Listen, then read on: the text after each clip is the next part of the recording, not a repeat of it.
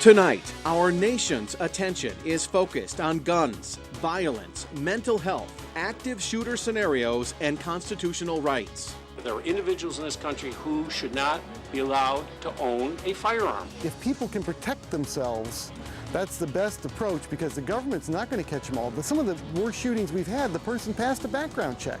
We have got to do something about gun violence. It's about mental instability. When we look at the events that are happening across the country, these horrific events that are happening across the country, there are always signs. From the president. The United States of America is the one advanced nation on earth in which we do not have sufficient common sense gun safety laws, even in the face of repeated mass killings. To gun owners everywhere. It's our constitutional right to protect ourselves, our family, and our country against tyranny. Now, your chance to be heard in an ABC 13 exclusive town hall event. It's your voice, your future.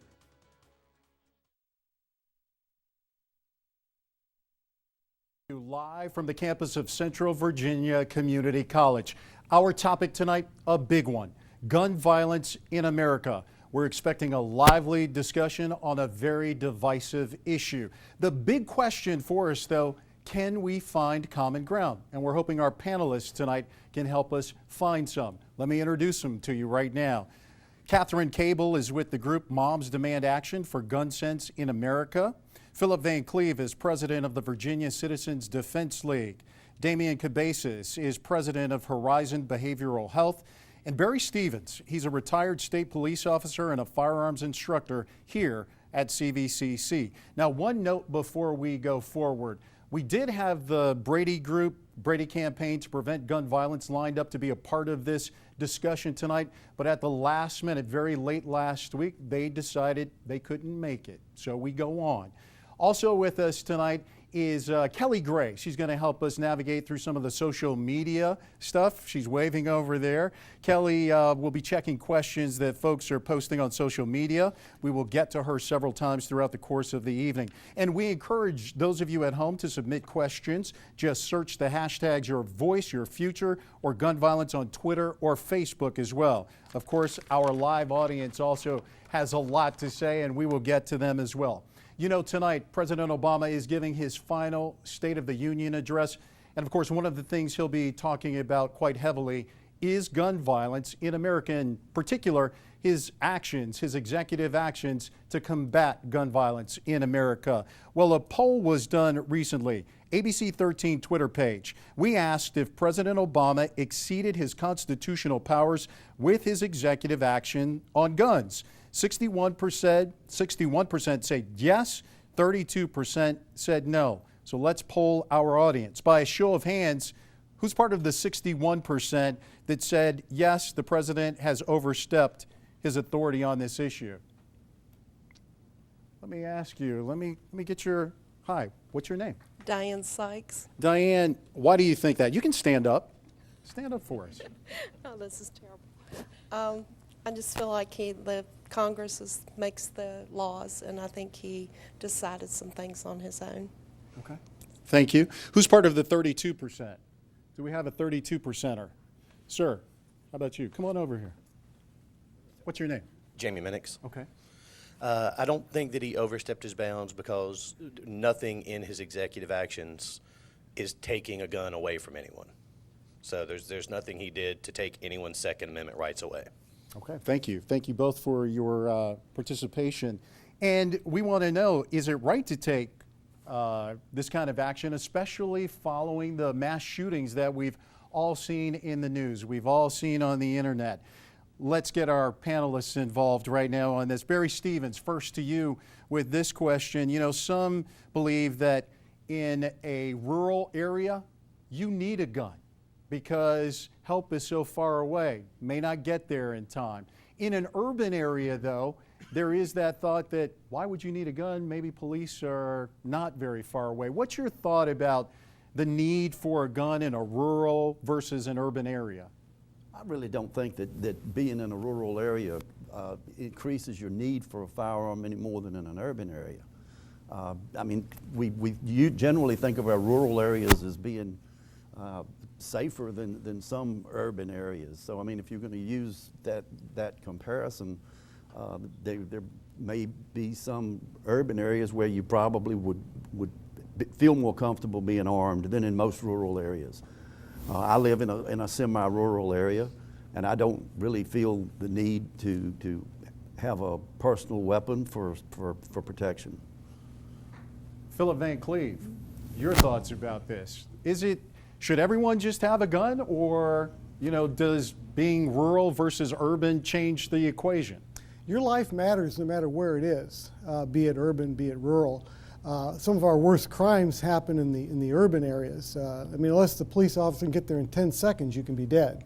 So it doesn't really matter that much, but your life is valuable anywhere. So we think you should basically be able to protect yourself wherever you are. Catherine, I know you want to jump in on this. You've got some thoughts. Yes. I come at this from a public health perspective and also as the wife of an emergency physician. So I care very much about the value of life. My everyday life is devoted to helping somebody who spends all his working hours helping save lives, literally. And what I know from that experience is that a number of people are injured by their own weapons, and many people fall into a crisis situation where they're not safe with their own weapons. And it's just very important for people to be vetting themselves, vetting their loved ones. My husband has lost colleagues to suicide. This is an issue that you have to be paying attention to when you decide whether or not gun ownership is for you. Do you have small children? I have 2 small children, and they love to touch all our stuff. And people who say, oh, this is a 3-year-old, he can't get up here. Let me tell you, my 3-year-old can climb. So I think that it's really important to ask, what's your storage situation? How are you mitigating the risk of firearms? Firearms do pose a risk, and I think it's very important to ask yourself whether or not you're appropriately mitigating that risk, and if you're safe with them at all times, depending on your situation. Let's take a look at what they did in Australia, because that topic comes up quite a bit when people are talking about should we restrict guns in America. And what they did in Australia is kind of interesting. Following a mass shooting there, some of you may remember this, in 1996, Australia enacted several gun reforms, and gun deaths dropped by more than 50% over 10 years. It included a gun buyback program where the government ended up purchasing 700,000 guns. What are your thoughts about the U.S. taking a similar action? What about some of the members here in the audience? What do you think, audience members? Yeah, let me get over there to you. What's your name? My name's Marvin Fogarty. Marvin. NRA training counselor in this area, okay? And what I would like to say, I agree with you totally on what you said about it doesn't make any difference where you are. Okay, they had a shooting over in the emergency room at 4 o'clock this morning. Okay? Yesterday morning. Yes, sir. Yes, sir. Okay. Now, we're not allowed to carry our firearms into the hospital. Okay. The police officer got to fighting with the man. If he had gotten that gun away from him and shot him, which is the first thing he would have done, what do you think would have happened to the rest of the people in there? Okay, thank you for your comment. Who feels differently about that? Anyone feel differently about that? Let me get back to you. You got your hand up there. What's your name, sir? My name is Nicholas. Nicholas, do you feel a little differently about this? Yeah, I do. I don't know about the statistic that was shown on the screen, but in Australia, they've never seen their sexual assaults as low as they had in 1995, which was 1 year before they proposed the gun ban, and that's from the country of Australia. Also, in 1993, there were 5,294 armed robberies in Australia, and in 2001, which is the same year what we just saw there, 5 years after the gun reform program was instituted, there were 11,233 armed robberies. That seems a little bit more alarming than the statistics that were shown there. People may not be dying from gun violence, but they are being harassed at a rate of twice as much, which is what we see on the screen as people are dying twice as less. But right here, sorry. Okay, no, that's fine, thank you. And we all know that according to some of the statistics that we've all seen, there are as many as more than 300 million guns in America. And a number of those guns are in the homes of a lot of Americans as well. And a lot of those homes have children in them. We spoke a little bit about making sure that those guns are secured safely. You know, one of the things that the president talked about in his executive actions was making smart gun technology, you know, a little bit more readily available for us to develop that kind of technology, which could or may exist down the road if gun manufacturers, if the government spent money looking into it. What do you think about that? What are your comments? Someone who we haven't heard from yet, back here. I want to get to you, sir. Yes, young man. What's your name? Austin Schwinn. Yeah, Austin. Mechanical engineer. The smart gun technology introduces some complexity to modern firearms that we don't have. Anytime you add complexity to a system, it makes it less reliable. Any system like this, if we just try to enact it with political whatever, the gun's not going to be as reliable as it needs to be. If our state police aren't carrying them, then they're not reliable enough.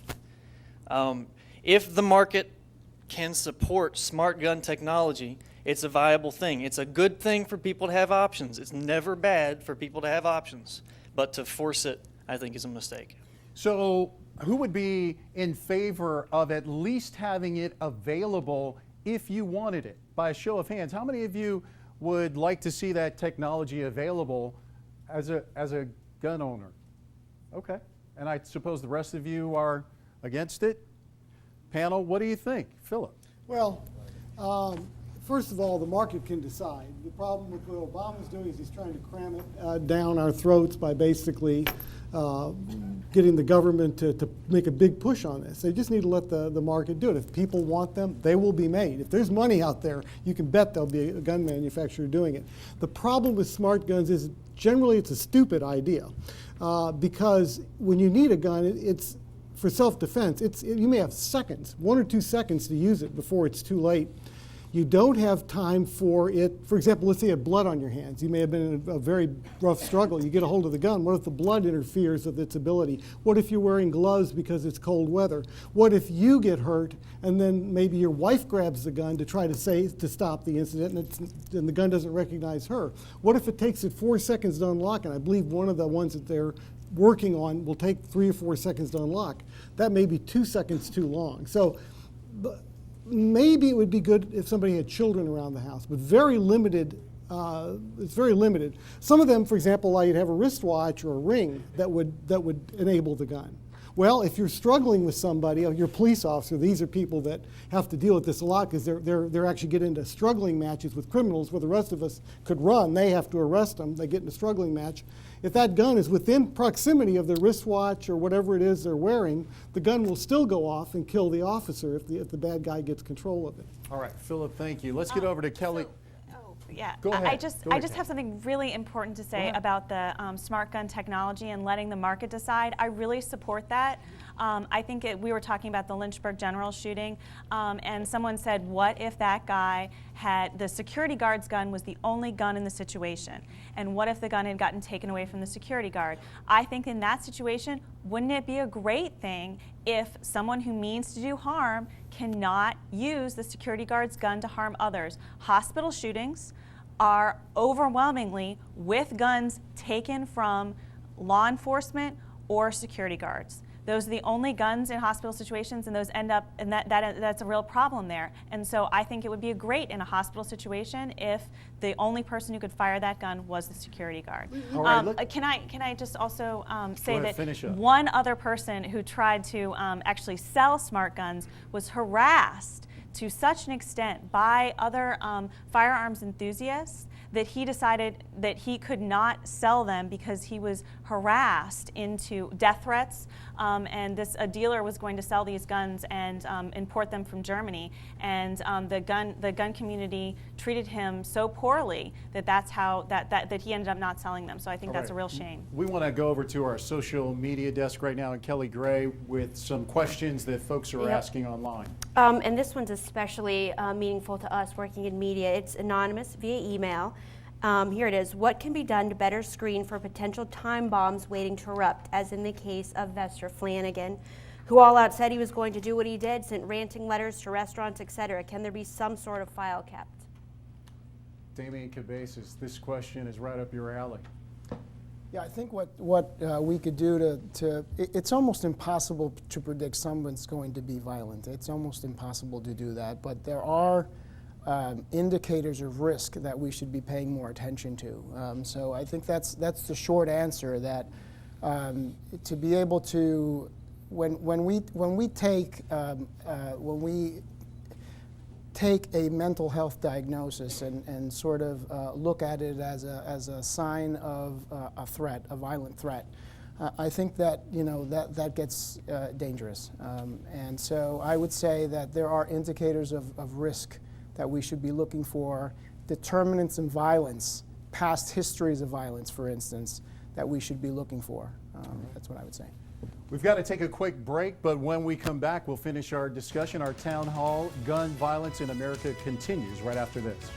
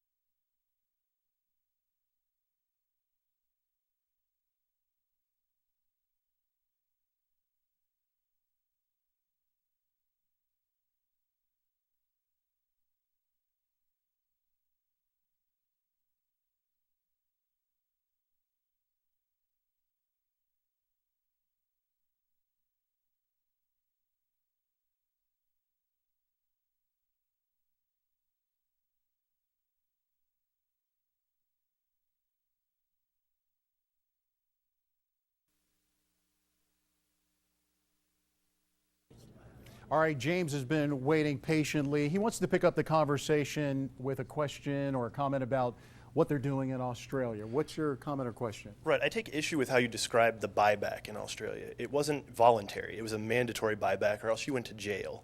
The government estimated there were 3.5 million semi-automatic and pump shotguns and rifles that fit the description of what they were trying to take, and they got 700,000. So to try and say, oh, Australia took the guns and that resolved our crime issue, there's still millions of illegal guns in Australia. So that didn't exactly just solve the issue overnight. I think there's other factors besides just taking people's firearms. Okay, that it? Thank you. We appreciate it. We've seemed to have frequent conversations about mass shootings. What's wrong with mental health, for instance? In an ABC News Washington poll taken in October, they asked whether identifying and treating people with mental health problems or inadequate gun laws was to blame for mass shootings. 63% said mental health problems, 23% said gun laws. Who's of the 63% ilk? Who believes it's mental health issues creating these mass shootings? Let me get to you, sir, back here. Your name? My name is Tyler. Okay. And your question or comment? Oh, I was just agreeing with 63% mental health. Okay, I thought you raised your hand. Okay. Did you have a question or a comment? I have questions later. Okay, very good. Get to this gentleman right here. We'll get to you. Yes, sir. Stand up for us. Okay, great. Thank you. Thank you. I think it's important that we discuss mental health, but what I really believe is lacking is the fact that we have not discussed the violence of our culture of violence that we seem to have in the United States, that we seem to want to try to place a blame, if you will, or a cure, pigeonhole it into it's mental health or it's the gun, this, that, or whatever. And we seem to be so backwards. We have a doctor who kills a lion in South Africa, and we blame the doctor. But in the United States, when we have gun violence, we want to blame the object. And what is really lacking, in my opinion, is the culture of violence that includes mental health and that includes many other social issues. The question came up earlier about, well, did the president overreach his authority? And I don't really know if he did or he didn't, but what bothers me is that both sides of the aisle, Republicans and Democrats, no one has called for studies to try to determine what is changing the culture in the United States to be so violent. In fact, the CDC is not getting the funding that it would like to study gun violence. Damien, I know that you have looked at this topic quite a bit, and you've got some thoughts about mental health and guns. Sure. So after these mass shootings occur, there's sort of common assumptions that are made between mental health and violence. Often people feel the narrative, the common narrative is untreated mental health leads to violence, and often also people sort of have this fear after mass shootings that this sort of insane person, or as President Obama said after the Oregon shooting, that it was fair to say that a person with that this person had an illness of the brain, and I can understand why people say that. It almost is it's almost hard to understand how a person would shoot total strangers. It's sort of out of the bounds of a civil society. But the reality is that, first of all, most shooters are, well, there are studies, and I could go into those statistics, but there are, there's research that was done by the American Journal of Public Health, for instance, that studied gun killings from 2001 to 2010. They looked at 120 gun killings and found that less than 5% was due to a person with a mental health diagnosis. In addition to that, there's been other studies by the American Psychiatric Association and as you can see there, the mentalhealth.gov, which looked at violent crimes and again came up with 3 to 5% were violent crimes were due to people with individuals with mental illness. So this assumption is wrong, and research clearly indicates that. I think I agree with what the gentleman in the audience was saying. We need to, rather than concentrating on mental illness, we should be concentrating more attention on determinants of violence. And we know through studies that it comes down to socio-demographic and socio-economic issues. What I mean by that is that, we know through research that males are more prone to violence than females. Younger people are more prone to violence than older people. And then there are social stressors that elevate that risk for violence. Divorce, unemployment, all of that elevates a risk for violence. And finally, early exposure. If a child is abused, if a child observes aggressive family fighting, there's an elevated risk for violence. So I would concentrate more energy on the determinants of violence rather than on mental health. Now, having said that, there is a percentage of those with mental illnesses that do cause crimes, but it's not what you would think when you look at the national media. When they play back these mass shootings, that's not what you would think is happening. And I also want to mention that while we're on the subject of mass shootings, as horrific and as horrible as mass shootings are, they're a very rare occasion. It happens very rarely, mass shootings. What we, again, ought to be concentrating on is daily gun crimes that are happening, which is horrendous in terms of the statistics, especially in low-income communities across the United States. Thanks. We have a question from Loretta. Yeah, my question is, why as a society do we focus so much about infringing on people's rights to own firearm, which I'm all for owning a firearm, but why does me as a citizen I have a right to own a firearm, which is true, but why do I need an automatic weapon? Why do I need 6 rifles? Why do I need a sawed-off shotgun? So why is our organizations like the NRA fighting against saying it's my right to have 12 automatic weapons? And then when it gets into the wrong hands and there's a mass shooting or a mentally ill person gets a hold of them, and then there's a Columbine or another such shootings happen, then we want to blame the mentally ill person that got a hold of the guns. When your Fifth Amendment right, or that amendment right that says you can have that arm, you can be armed, when you have one firearm, then okay, have one gun. You can only do but so much damage with one gun. Okay. But if you've got 12, how much can you do? Okay, thank you, Loretta. Philip, I'll let you take that, and then Catherine, we'll let you respond. Okay. Well, first of all, why do you need to go to church more than once a week? I mean, you can draw lines anywhere, but that's why we have rights, so that somebody can't come forward and say, well, I think you have too much, so you don't need any more. That's why we have liberty and freedom. She's certainly free to believe what she wants, but as a free American, I would object to her trying to tell me how many guns I should have, no matter what number she pulls out of the air. It's a freedom. And the semi-automatic part, criminals are going to get whatever gun they want. They have no doubt about it. They'll get it. The black market is out there. In fact, I'm surprised we don't have more machine gun killings. They're starting to see some of that in England. As these guns are coming over through the black market from Eastern Europe. Again, the type of tool you want for your defense, you just don't want somebody arbitrarily coming in and saying, well, you don't need that. That's why we're free, so that no other person can walk up to us and tell us what we do or don't need. What I want or need is part of my liberty. You're talking about the Second Amendment, of course. I'm talking about all the It is a amendments. right. Is it an absolute right, though? Well, so no rights are absolute. There's no rights that don't have certain restrictions. Your First Amendment right has libel restrictions. It has time, place, and manner restrictions. I'm sure our press here could tell us about our First Amendment restrictions very well.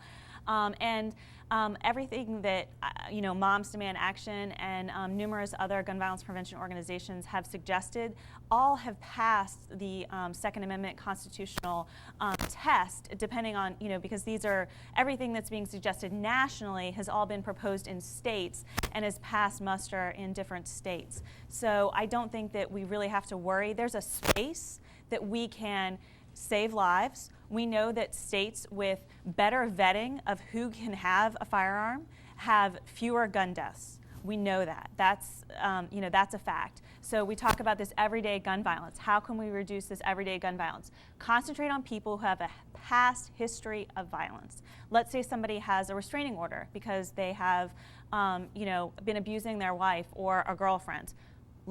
If they only have a misdemeanor currently in Virginia, we don't take their gun rights away. They continue to be allowed to have a gun in Virginia. It's perfectly constitutional for us to say, no, you can't have a gun after committing that violence, but we don't.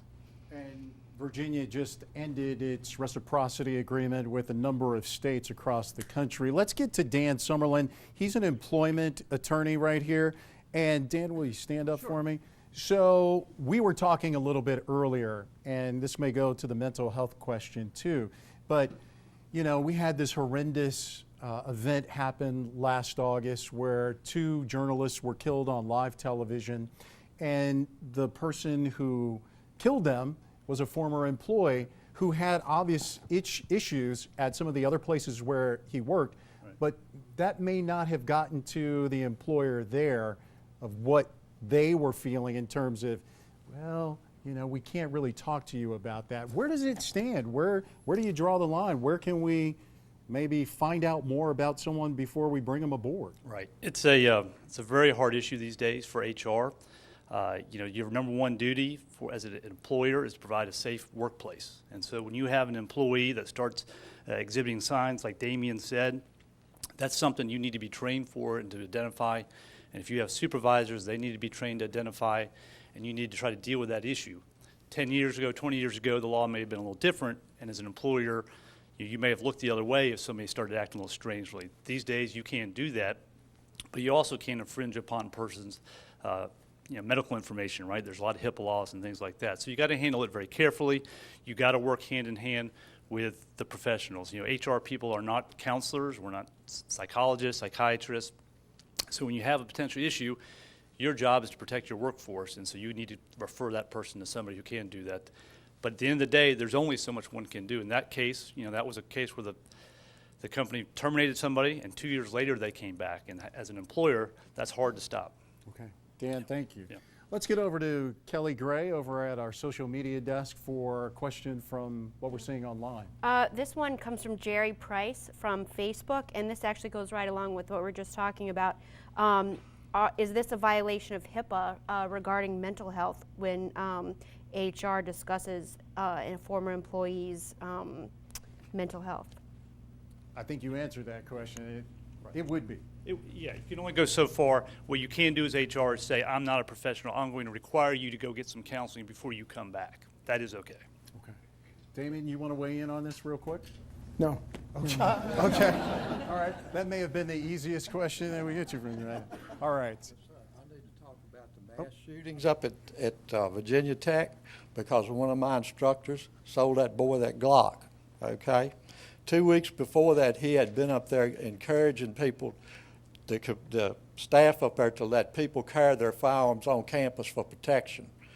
The law stated if he didn't sell him that gun, that boy could have sued him, okay? After all of this, yes, he could too. He could have sued him. Now, and other things here, you're talking about security guards. Where I worked at, we had armed security guards. So one afternoon, one of them goes home and kills a bunch of people in Appomattox. Do y'all remember that? Yeah. He walked around with a gun.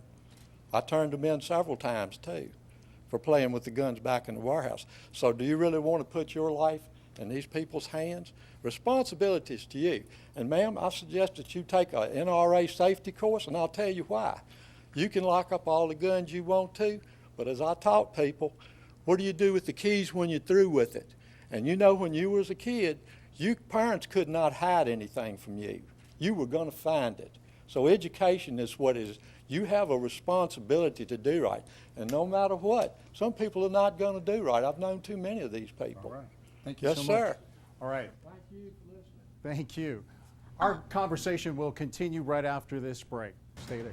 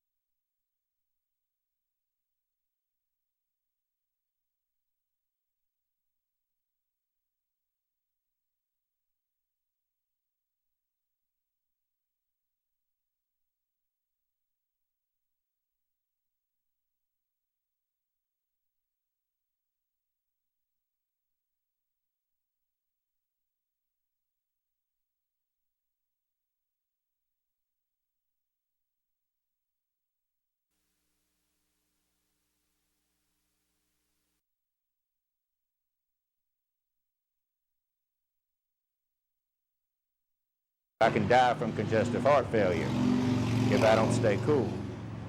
And so it is a life, and it's a lifesaver. Bob Liggins says around midnight, his generator shut off. By the time he got it started, he says he was surrounded by 3 men. The beating should have killed me. One threw him against his truck, another kicked him in the ribs, and a third stabbed him with a pair of box cutters. I was holding their hand back, or they would have just, cut me in two. He got away by kicking one of them in the groin, but when they came back towards him, he grabbed a gun from his back pocket. They were standing right at the edge of that asphalt, and I just went bam, bam, bam. Though Ligon thinks he hit them, Lynchburg police are still looking for the 3 suspects, but don't have a clear description. At this point, we haven't located anybody with any injuries other than the victim, and it's still an ongoing investigation at this point. Although the police chief says they're investigating a few thefts that could be related to the storm, they are by far the exception. He doesn't think a curfew is necessary at this point. I've been very impressed so far, quite frankly, at the level of altruism and the neighborliness that's been displayed, and I expect that to continue. Police say let this attack be a reminder to stay vigilant. If the crooks come back, Bob Ligon will be ready. Well, I was ready for him last night. I'm ready for him tonight. So it's simple as that. Ladies and gentlemen, we have Bob Ligon in our audience. Bob, stand up. Thank you for being with us tonight. Take us back to that night and what happened that day. It was just a normal day. My generator went off. And first of all, I want to stress a point.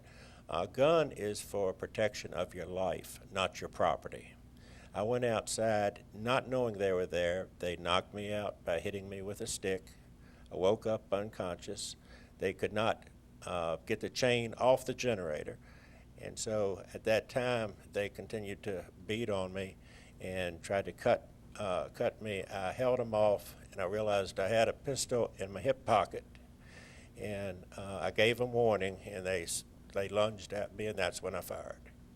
And if I hadn't have fired, and I did not have that gun, you and I would not be standing here today talking. Well, we're glad you're here, standing and talking. Anything you want to say to the question for the panel? Yes. I am for guns, but at the same time, I think we do need to meet in the middle and get some things changed. You're talking about mental health. You're talking about domestic violence. These people, when you go to buy, it's a standard form. Everybody's using it. You have to check, and it's a felony if you lie on that form to purchase a gun. They do a background check on you. Unfortunately, it's not followed through. These people should go to jail for lying on the form. And they'll go to another store, but only Virginia is one of the best states as far as turning the people in and getting them. Yeah, they just released some numbers to show number of arrests they made last year. They're doing good. But unfortunately, nationally, it's less than 6% of people that commit a felony by signing that contract for a background check are prosecuted. Bob, thank you. And so I think if we do a little bit more of what the laws we have now, we have a lot to go with. Okay, thank you, Bob. Thank Appreciate you. it. Glad you're here. Bob, tell us about the background check program, how it works right now. I think maybe a lot of people may not understand it. I mean, Barry, sorry. That's okay. That's all right. I know who you're talking about. Okay. Certain information is collected by local police departments and sheriff's departments and as far as arrest information, and is forwarded on to state police, VCIN, Virginia Criminal Information Network. That information is archived there.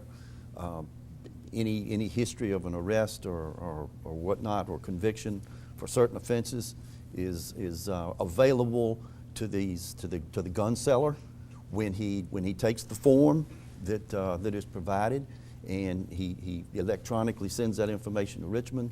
There's someone in Richmond that checks it against the criminal history information that's on file there and notifies the gun seller as to whether or not there's any disqualifying information on file to allow the gun seller to either sell or not sell a weapon. Pretty elaborate process. But it is, but at the same time, it's refined to the point now where it's pretty quick.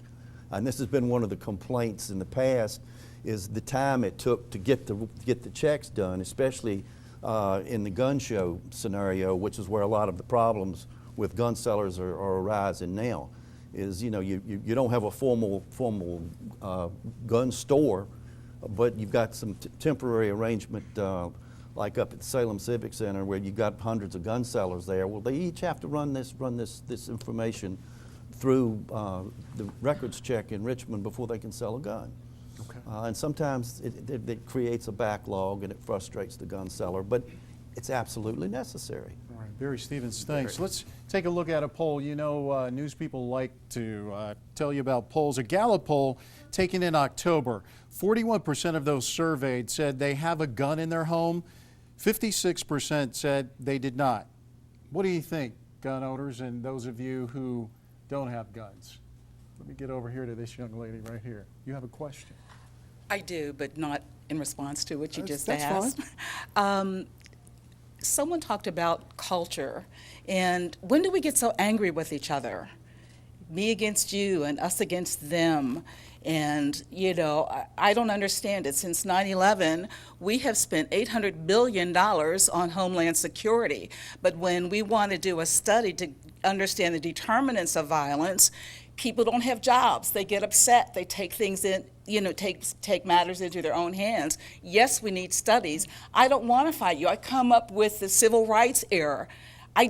My folks didn't have a right to vote. So do have second rights amendment. We start arguing and being combative with each other and find out ways to do studies, spend some money in America. We are Americans, and really get to the bottom line problem, how we can deter these problems that we're facing in our communities. I want to live in relationship with people. I don't want to be us against them.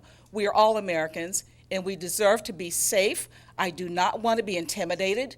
That's not how I roll. But what I do want to do is better understand how we can coexist. Thank you. You're welcome. Appreciate it. Thank you. If I could just make a comment on that. Go ahead. I just wanted to say that using mental illness as a scapegoat, for instance, sort of positions policymakers, elected officials, and some members of the public to avoid what you're talking about, to avoid the more complicated conversations about race, culture, societal issues, equality, all of those issues. So, you know, using mental health as a scapegoat sort of allows policymakers not to have the more serious conversations. Go ahead, Kathy. Actually, I actually heard something beautiful right here. I'm not sure if everybody else heard it at the same time as I did, but Bob was talking about how he believes that background checks, for example, on the people who attacked him did not have weapons.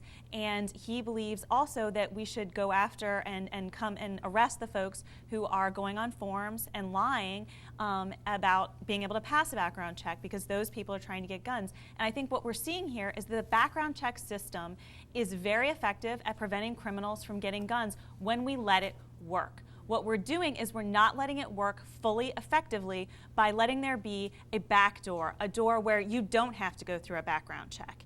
And if there were two lines at the airport, and one line was, here, no checks on your bags, no taking off your shoes, and this line was, take off your shoes, only this much liquid, I bet I know which one the terrorists would choose. So the fact that we actually have criminals who are choosing the background check line indicates to me that criminals aren't that smart. Criminals sometimes aren't that determined. And that if we just made sure that we took a better effort to be doing background checks on every gun sale, that we'd be a lot further along in this problem. I think Australia is a bit of a red herring.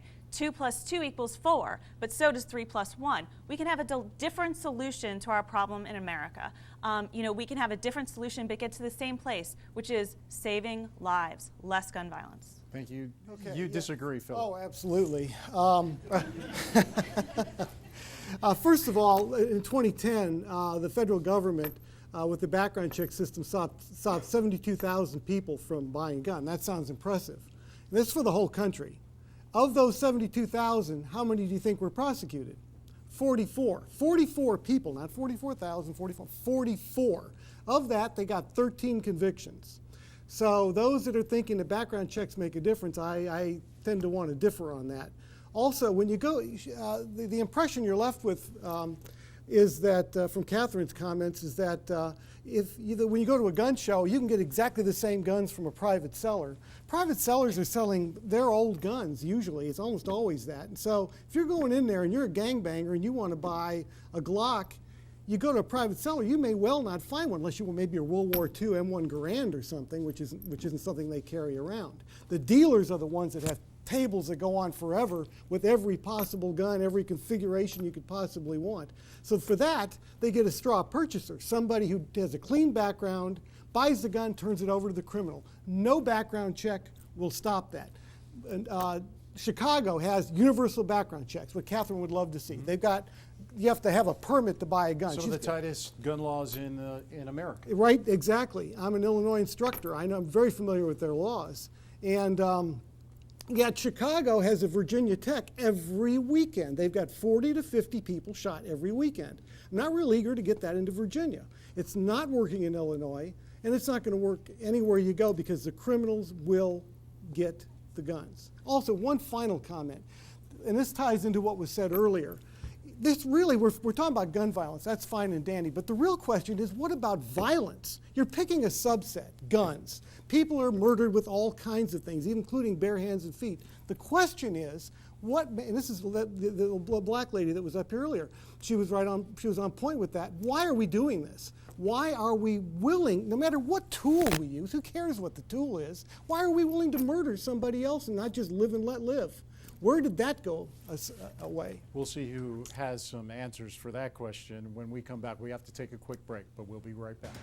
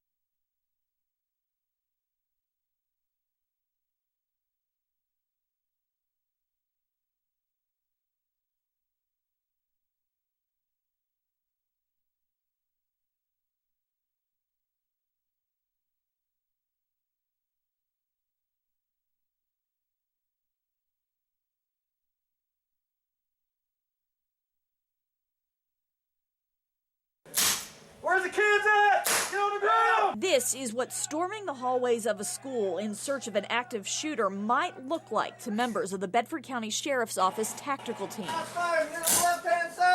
When you enter in the school, it's who are you approaching and who's approaching you. If you've got 50 teachers in a school and one of them's got a gun, how do the police going to know who that person is? They're not going to know every teacher in the system. Your first thought would be, is this the shooter? And a deputy's first instinct could be to engage anyone he sees holding a gun, says Sheriff Mike Brown. I think there's a greater danger for this teacher to have a weapon standing out in a hallway. They see a person with a handgun standing in the hallway.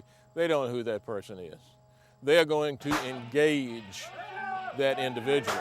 In the chaos of the moment, you have kids running out, we have teachers. I play the role of teacher running the halls, hands up in this training scenario. I'm a teacher! But you really don't know who's actually coming out of that room next. And that's what a police officer has to be prepared for. Captain Mike Miller oversees TAC team training inside this state-of-the-art military shoot house. Fortunately, his team has never seen this scenario play out for real inside a school. Miller's boss, the sheriff, says if teachers want to carry guns in the classroom, they should go through this type of training. We showed our training video to Bedford County School Board Chairman Gary Hostetler. If it were to get to a point where teachers were allowed to carry concealed, is this something you would want them to train to do this? Oh, absolutely, if it ever got to that point, but I hope it never does. To this point, drop a gun! Shoot, don't shoot, a decision law enforcement officers are trained to make. And for a teacher to be making that kind of decision is a big decision to kind of make, for them to ever be in that kind of position that they could fire a shot. If you shot a student, if a teacher shot a student accidentally, oh my God. I mean, it would be horrendous. All right. Barry Stevens, this question is for you. What kind of situation would we be putting our teachers and our students in if we arm them? A lot of people said after Newtown that if those teachers had weapons, he would not have been able to kill as many people as he did. I think about this almost every day, and I put myself in the position of a first responder. I pull up And the training now is we don't wait for backup. If we've got an active shooter in a school, we go in right away. We don't wait for additional. We don't wait for a team that can go in our diamond formation where we can watch our flanks, watch front, watch back. We've got to go in right now because there's an active shooter in there killing kids or killing teachers. I'm going into that school or that facility by myself. The first person I see with a gun is going to get shot.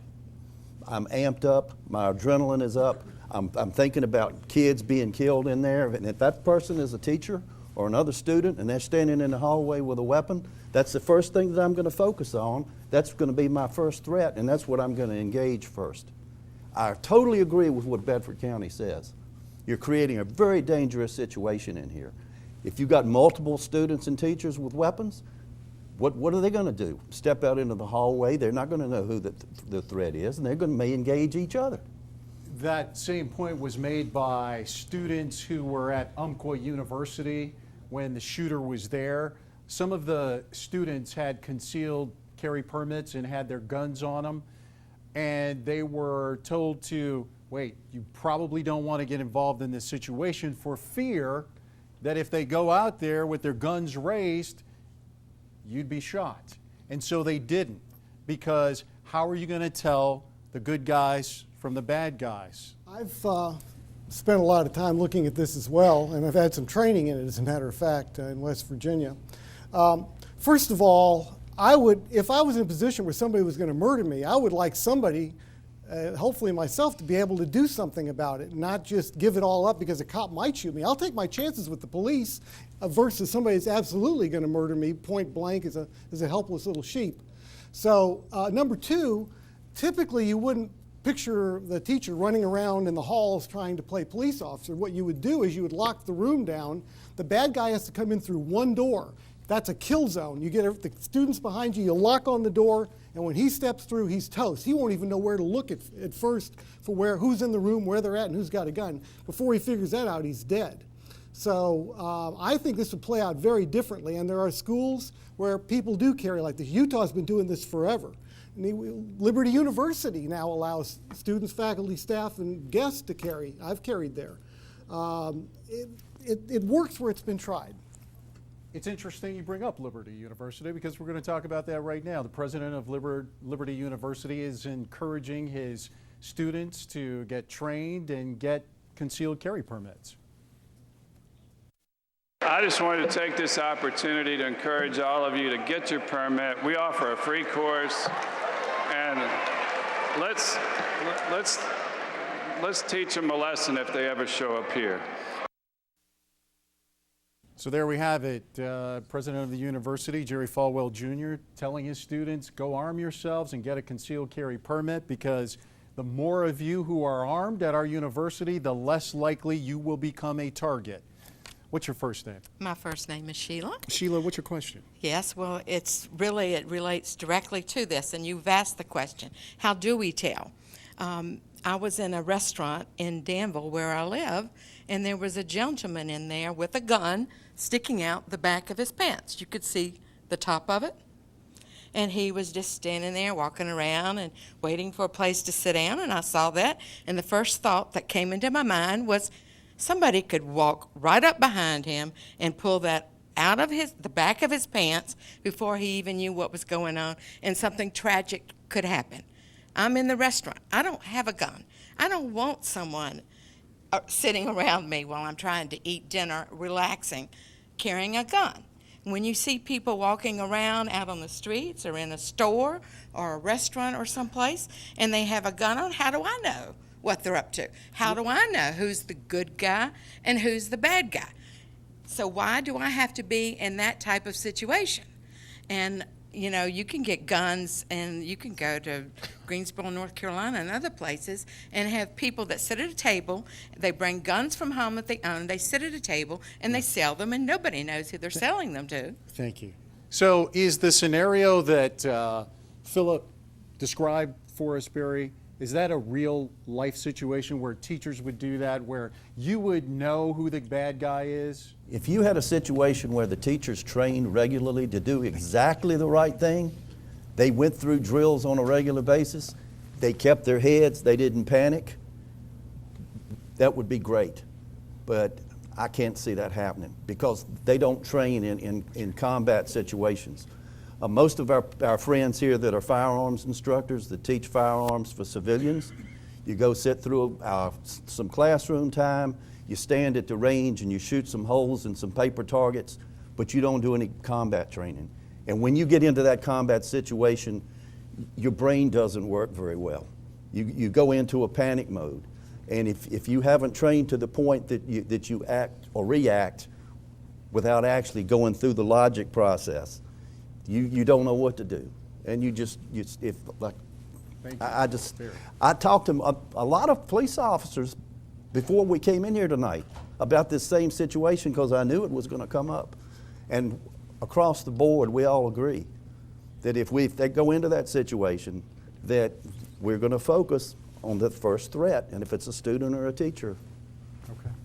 Dale, you have a question. Yes, for the panel. This is in conjunction with what my friend Sheila, we're both from Danville, and I said maybe we should have signs in businesses and offices, which in Danville we do. I mean, the doctor's office seems kind of common sense, but they have signs up, no weapons permitted except by law enforcement. And several restaurants have tried this too, and I want their reaction to that because I would feel safer going somewhere knowing somebody's going to leave their gun in their car because they're going into a restaurant. And we had this happen at a local restaurant. The gun fell to the floor, it discharged. Fortunately, it only shot the man who was carrying the gun and not anybody else. So I got really upset with the people who responded to me on Facebook that they would not go to a facility where they could not take their gun. Well, I won't go where the gun is allowed. So what's your question? I want to know, do you think that people would be deterred of taking their weapons into a business? Do you think this should be a law? Do you think this is just common sense, but people don't have common sense? So what can we do about how do we know who the good guy is? How can we, do that? Thank you, Dan. The good guy is the guy that's not pointing the gun at you, for one thing, asking you for your money. But number two, as far as keeping people out of a business, yeah, a business can put up a sign like that, but truly, a criminal's not going to pay any attention to that. If he's willing to commit a felony, to murder you, shoot you, rob you, rape you, does he care about some little trespass misdemeanor? Not even going to pay any attention to that. So he'll be in there carrying. Somebody like me that has training and has a concealed carry permit, well, I won't go in there. So you'll be in with the bad guy by yourself, and I'll be eating in another restaurant. Hopefully nothing will happen, and it's rare that it would. But if it does, you've only got one chance. You're telling the wrong people, because the people that will stay out of there will be the good guys. Those are the ones you want with you. The bad guys are the ones you want to keep out, and they don't know how to read. Well, so actually, I Very think quickly. that it's a little harder to tell when we spoke not just of good guys and bad guys, but also of oops. Right? Also of the problem of, oh, I let somebody pull that gun out from the back of me, etc. So I think we need to be careful. Hold that thought. We have to say goodbye to our television viewers right now. We'll continue this discussion on our website, online, WSCT.com.